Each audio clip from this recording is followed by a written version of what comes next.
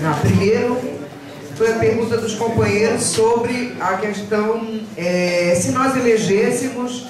Não foi esse, não. Foi que se há de fato a possibilidade dessa reforma da Previdência ser aprovada e que nós poderíamos fazer. E o que deveria ser de fato a Previdência Social. Tá? Não, primeiro, ela está tramitando. Né? Tem uma disputa interna dentro do próprio PT. Né? Porque também as coisas não são simples. Digamos assim, a gente diz assim, a CUT é pelega. A gente está falando de quem conduz a CUT. Mas internamente tem guerra lá dentro. Tá? Quando a gente diz, com lutas é sectária. Não, nós sabemos que lá dentro também tem companheiros que querem, né, a unidade, querem construir conjuntamente e queriam que a Conclave desse certo. Né? A intersindical, mas a gente sabe que tem companheiros que não querem transformar a intersindical numa central. Então, ou seja, tem disputas também internas. Né? Tem coisas que nós temos que, quando a gente vai fazer uma luta de massa, né, nós temos que propor para todos. Nós não temos que propor, não, só para os meus amigos, olha, vou eu e meu vizinho. Nós nunca vamos ganhar assim. Nós temos que propor para todo mundo. Se a CUT não vem, denuncia. E vai lá no sindicato da CUT, companheiro, quero saber, vocês querem estar com a gente para derrotar esse fator previdenciário? Porque ele está fazendo com que a gente trabalhe até a morte. Entende? Que aqui, daqui a pouco, isso aqui vai ser contribuição do Vale Caixão. Entende? Porque, na verdade, a gente vai trabalhar. E aí, eu quero falar em relação aos que têm aposentadoria especial, os que se aposentam e continuam trabalhando. Gente, é esse mundo cão que está aí, né? Joga um contra os outros. Essa é a verdade, porque na minha universidade, o governo é tão maquiavélico que ele não fez a reforma, mas ele criou um incentivo, um abono permanência. Então, coitado, não desconta a Previdência. Se ele continuar trabalhando, mesmo tendo todas as condições para se aposentar. Aí, ele ia descontar a periculosidade e insalubridade, o vale alimentação, o vale não sei das quantas, o auxílio saúde, mais agora o abono permanência, o cara perde mais de R$1.000. Aí ele fica. Entende? Fica porque ele não pode prescindir de R$1.000. Entende? Porque ele tem neto na escola que ele ajuda, se ele não tem filho que está estudando, ele tem outros gastos. É justamente a idade onde mais a gente precisa, porque tu tem que comprar remédio, tu tem que pagar um plano de saúde porque tu não segura com o SUS, e assim vai. Tu tem outras necessidades.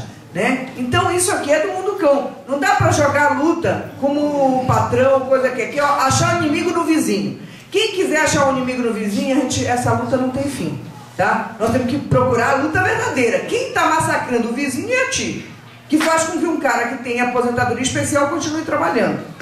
E aí, de fato, tira o emprego do mais novo, tá? Só que se tivesse emprego para todos, essa é a visão que nós temos, tanto de previdência quanto de sociedade, é que todos deveriam ter emprego.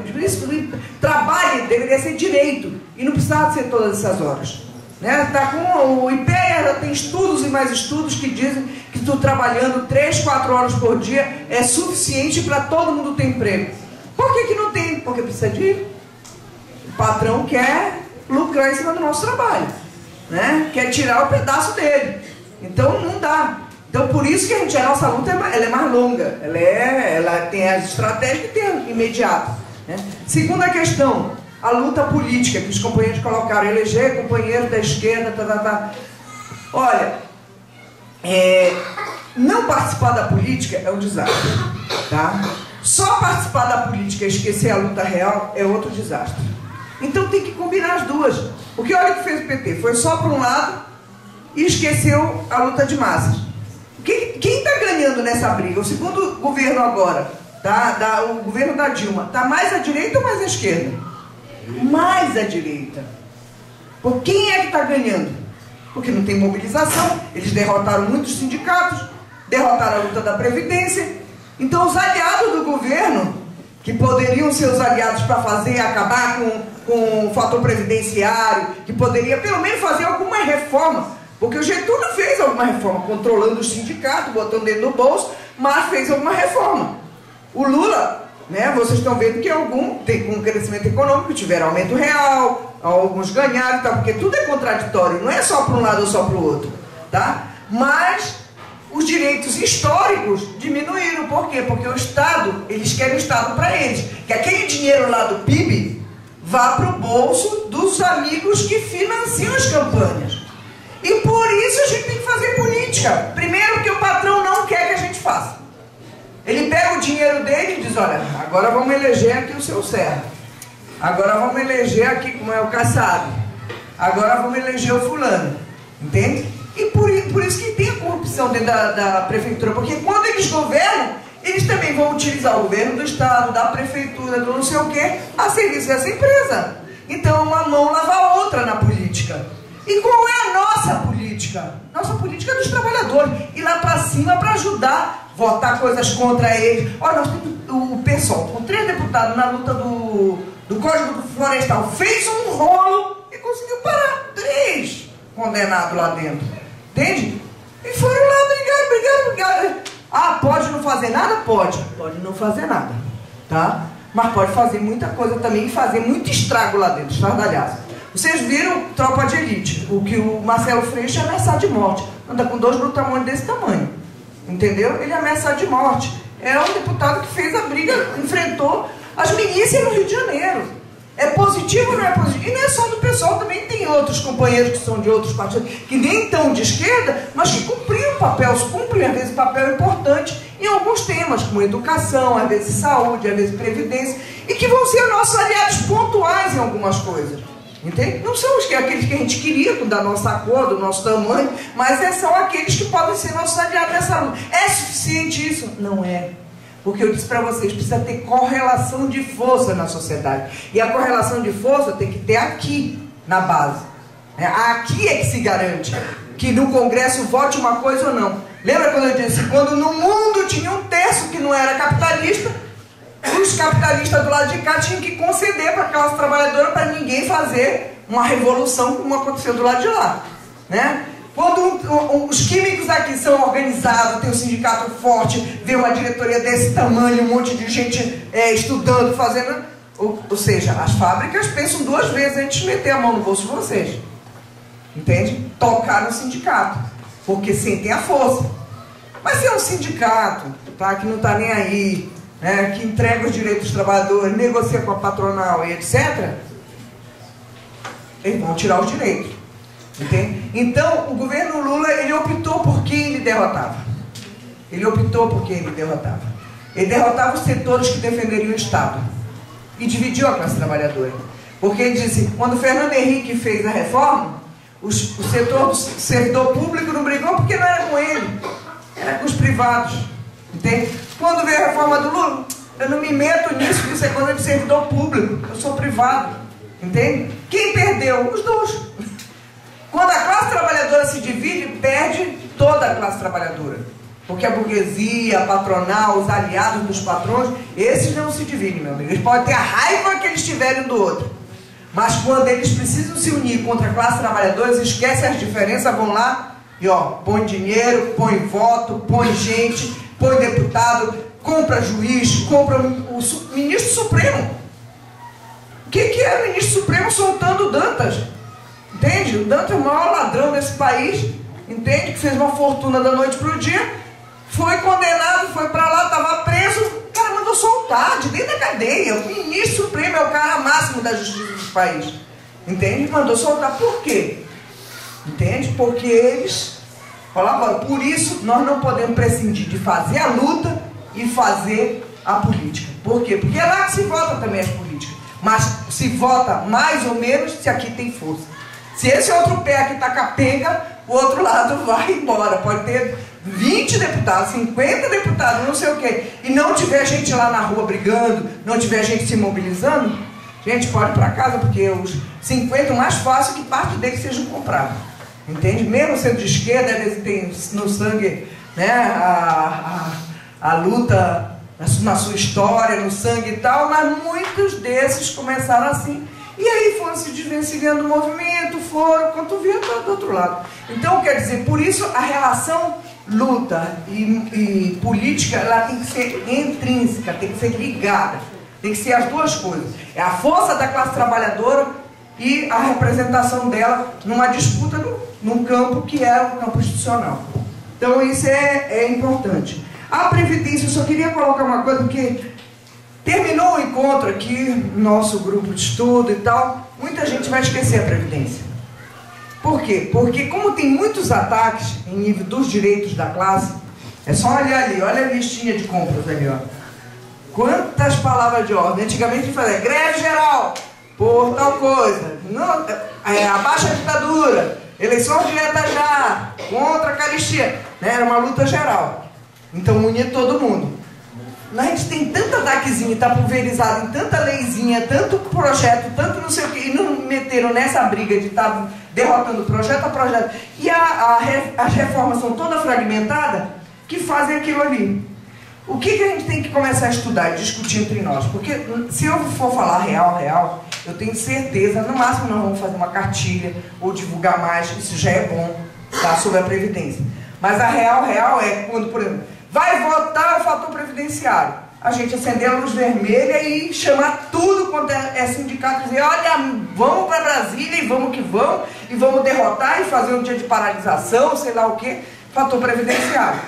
Mas a gente também discutiu algumas lutas gerais que são importantes, que foi colocado aqui, né, en passant, digamos, por fora dos grupos, na verdade, não foi nem en passant, né, por fora dos grupos, que é a questão da dívida pública, aquela bolachinha lá, que aparece os fiozinhos, saúde, educação, não sei o que, parece um fio de cabelo, né, quanto daquela pizza lá vem para nós, ou seja, a gente trabalha, o lucro do nosso trabalho, dos nossos impostos, do não sei o que, tudo isso vai para o PIB, né? Chega o PIB que está crescendo no Brasil, né? Aí a metade disso aqui vai para os banqueiros, né? Para os grandes.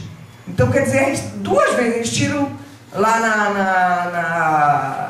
lá dentro da fábrica, eles tiram a mais-valia, e aqui eles pegam o dinheiro do Estado, que deveria redistribuir, né, porque o papel do orçamento é redistribuir, em tese, né, pegar dinheiro dos impostos, né, e pegar e dizer, agora vai virar, isso aqui vai virar escola, isso aqui vai virar creche, isso aqui vai virar estrada.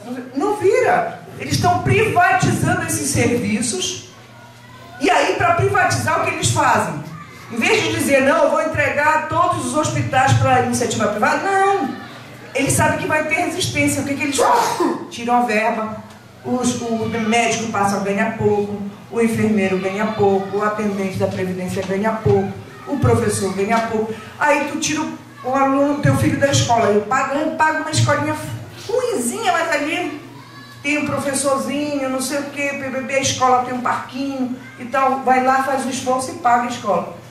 Isso é que é privatizar pelas beiradas. Eles tiram dinheiro indiretamente da saúde. E aí tu é obrigado a ter um plano de saúde. Às vezes de fundo de quintal. Eles tiram o dinheiro da universidade. E aí o que eles fazem? Tu paga uma universidade, mesmo que seja de fundo de quintal. Entende? Isso é uma maneira de privatizar também. Então nós temos que ter lutas gerais. Entende? Nós temos que discutir. Essa da dívida é uma boa de comprar. Entende? Nós temos que discutir a dívida pública. Nós fizemos uma palestra com a Maria Lúcia Fatorelli, até falei para a Orley se não era interessante trazê-la aqui. Ela está muito aberta, ela se aposentou agora. A Maria Lúcia, ela é uma auditora, né? Ela participou dessa auditoria do Equador, que diminuiu em 70% a dívida do Equador, e ela está na batalha por essa auditoria pública aqui no Brasil, que se faça um plebiscito pela auditoria pública, tá? Que foi feito no Equador, diminuiu em 70%. Então, ela está nessa batalha. Ela tem se disposto muito a fazer palestra. Ela foi lá na greve, não cobrou nada para nós. Foi lá no amor, na militância e fez. E desde aí nós começamos a nos comunicar. Ela mandou até um modelo de curso. Eu disse que estava vindo para cá. Eu digo, ó, o pessoal de lá faz cursos e tal, vou mandar. E ela está trabalhando nisso com os professores da UNB. Eu acho que essa discussão nós abrimos, depois da palestra dela em Porto Alegre, o pessoal ficou tão encantado que nós abrimos um núcleo da Auditoria Cidadã em Porto Alegre. Então tem um núcleo gaúcho que foi criado agora. Então eu acho que isso nós temos que divulgar.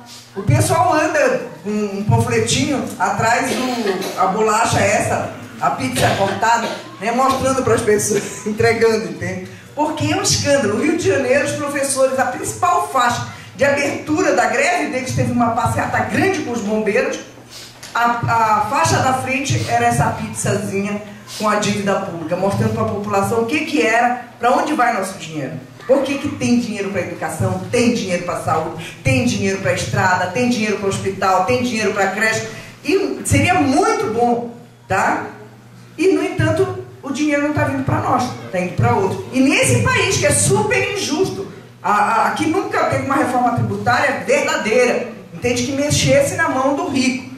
Para vocês terem ideia, país capitalista, a Inglaterra, quando a Lady Di morreu, metade de tudo que ela tinha, tá, através do imposto, o imposto sobre a herança da riqueza, né, virou escola e hospital na Inglaterra, tá? Porque tem um imposto sobre a riqueza e sobre a herança. E, no entanto, aqui no Brasil, os ricos morrem, os filhos ficam mais ricos ainda, entende? Porque continuam roubando, né? Então não se redistribui a renda, nem nos modelos do capitalismo. Não estou falando socialismo, estou falando Inglaterra aqui, entende? Então, essa é outra peleia que eu acho que é muito importante a gente fazer, né? Foi colocada ainda demissão, porque dos anos 90, de novo, foi a correlação de força, né? Nós fomos derrotados. Quando a classe é derrotada, tem consequências, entende? Então, por isso que é muito importante. Correlação de força é desde dentro da fábrica, tá? É dentro do sindicato, é dentro da luta de classes, é dentro da burguesia, também tem brigas internas que refletem na correlação de força, porque se a gente está muito forte, a burguesia também se divide. E é nesses momentos que a gente aproveita. Vocês já viram na patronal, às vezes a gente está numa greve, e aí a patronal está firme e forte, aí a greve endurece mais ainda, aí a patronal se divide, tem um setor que fica mais mole e tal, e é aí que a gente entra com tudo e ganha a greve. Mas se eles se coesionam e a gente não está muito forte, é a gente que se divide.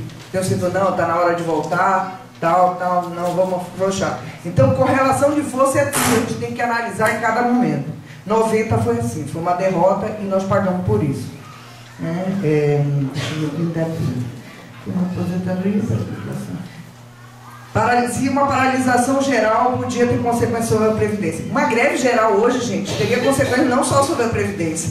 Se a gente tivesse força hoje para fazer uma greve geral no país, nós podíamos mudar essa questão da dívida, entende? Dizer, nós não queremos pagar para o banqueiro isso, não queremos saúde, educação, toda a nossa listinha de compra, entende? Nós queremos previdência decente, queremos saúde decente, queremos educação, queremos dentro de qualidade, salário digno para professor, para bombeiro, para tudo isso, né? Mas infelizmente hoje a gente não consegue isso ainda, né? É necessário superar nossas diferenças, né? Nós temos diferença, e nós temos que ter sempre política de massa, propor para todos unidade geral para derrotar tal coisa. Vem quem vier, né? Tem crise em tudo quanto é lugar, até entre nós. Então,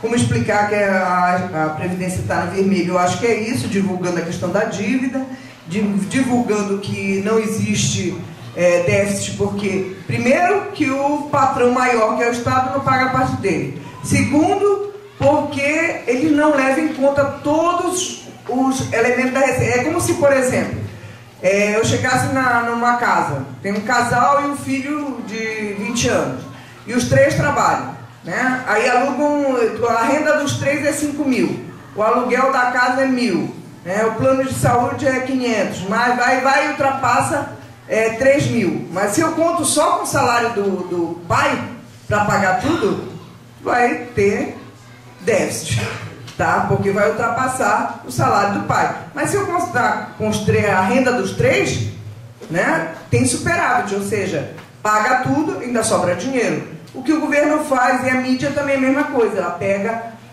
uma receita e esquece as outras. E diz, aqui tem déficit na Previdência. E nós estamos dizendo não, porque tem outras receitas que vocês não estão computando, porque vocês querem acabar com elas. Tá? Com essas outras receitas que hoje estão vinculadas à Previdência. Porque vocês viram que depois da dívida, qual é a maior receita do PIB? É a Previdência. Eles querem meter a mão naquele pedaço, porque não é suficiente 50% para a dívida. Eles querem mais. Entende? Para vocês terem uma ideia, aquele da saúde que é fininho, da educação que é fininho, eles ainda tiram 20% através da DRU, que é Desvinculação de Receita da União. Eles criaram isso. Aí, para entrar na última pergunta que eu vou responder, superávit primário. Superávit primário, em tese, é você pegar toda a receita, né, que o governo tem e subtrair toda a despesa. O que sobra é isso. Só que ele faz. Ele pode aumentar o superávit dele de duas maneiras. Uma, aumentando as receitas, tá? Então, crescendo, etc. Né? E outro, né? Ele poderia fazer, não, eu digo o governo que ele faz. Ou cortando gastos. O que vocês acham que ele opta? Cortar gastos. E como a gente estava conversando, eu ali ali. Aplicar na Previdência não é gasto, é investimento. Na educação é investimento. Se o país é um país que tem 16 milhões de analfabetos, como o nosso, aplicar para combater o analfabetismo é investimento. A própria patronal quer operários qualificados, né? Não é isso que eles tanto brigam. Por quê? Porque o Brasil está tão atrasado, mais atrasado que a maioria dos países da América Latina. Na Venezuela, na Bolívia, no Equador, na Argentina, no Paraguai, no Uruguai. Erradicaram o analfabetismo. Cuba, que já é mais antigo ainda, faz 30 anos que não tem nenhum analfabeto na ilha. Então, e o nosso país tem 14 milhões, não são 16 mais. Digamos a cifra menor. Vou pegar pela do governo. IBGE. 14 milhões de analfabetos. Como é que a tal quinta economia do mundo, que a Dilma sempre faz, estamos virando a quinta economia do mundo. A quinta economia convive com 14 milhões de analfabetos. Tá? A minha filha mora na Venezuela. Tá? E aí veio, os amigos dela vieram passar férias no Rio de Janeiro. Aí estavam lá, um casal vieram e tal. Aí chegou, voltaram, eu estive lá para visitá-la. Aí eu disse, e aí, foi na cidade maravilhosa, né? Conheci o Brasil, comparando assim a Venezuela, a estrutura da Venezuela, né? O Brasil, a gente atua até como imperialista mesmo, né? A gente olha assim, o Brasil, foi visitar o Brasil, né? Então deve estar maravilhado. Aí ele disse, não, realmente a cidade é muito bonita, mas eu fiquei chocado. Tem tanta gente morando na rua e ninguém cuida deles. Aí que eu me dei conta que não tinha um mendigo na Venezuela, não tinha uma criança de rua. Entende? Porque para nós é tão normal, tem gente morando na rua. Entende? Para nós isso não é qualidade de vida, isso aí já é parte da paisagem na rua. Entende? E para ele isso era fundamental. Para ele, disse assim, era linda, mas ficou meio feia, ficou pela metade o passeio, porque ele disse que um dia chorou na rua quando viu uma criança e um policial pegou e empurrou a criança, entende? Dizendo, sai daí, não sei o que. E ele olhou e ficou chocado. Então essa é a sensibilidade que a gente não vê em outros países aqui do lado que tem uma infraestrutura muito pior que a nossa e não convive com essa desgraça. Não convive com o analfabetismo. E nós temos. Então, questionar isso, fazer a luta, por isso a luta sindical, ela não é suficiente. Ela é fundamental, mas a partir daqui, o sindicato tem que servir para isso que vocês estão fazendo aqui. Abrir nossas cabeças, olhar o mundo, porque o patrão ele quer que a gente veja o espaçozinho da máquina. O espaçozinho da máquina. É aquilo que te cabe nesse latifúndio. Entende? É isso, esse é o teu papel. Nosso papel, o papel do sindicato é o quê? Ampliar nosso horizonte, pensar no mundo, pensar no país, pensar em que outro tipo de sociedade nós poderíamos ser. Nós somos seres humanos. A humanidade, quando começou, tinha que brigar contra as intempéries, contra a natureza. Hoje o homem domina toda a natureza e até destrói, e pode destruir inclusive o planeta. E ao invés de utilizar esse controle e esse domínio sobre a tecnologia, sobre a natureza, usar a serviço da gente, ele usa contra a humanidade e contra o planeta. Por isso, a gente tem chance ainda de reverter. Né? Quando eu vejo uma sala cheia dessa, estudando, discutindo, debatendo, vendo que a gente pode mudar esse mundo, eu acho que é possível a gente fazer essa transformação. Obrigada, desculpa se não respondi todas as perguntas.